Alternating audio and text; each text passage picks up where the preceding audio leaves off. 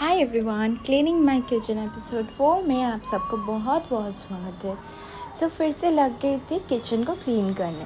और पता है इतना सारा कचरा, मतलब क्या ही बताओ। मम्मी हर एक चीज़ को एकदम से प्रॉपर तरीके से घर में रख देती है। उन सबको फेंकने में मुझे 1 घंटा तो लग ही गया है।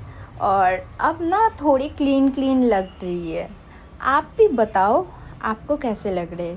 एकदम से शीशा को कॉलिन से क्लीन कर दी। Now it's looking perfect. Bye bye.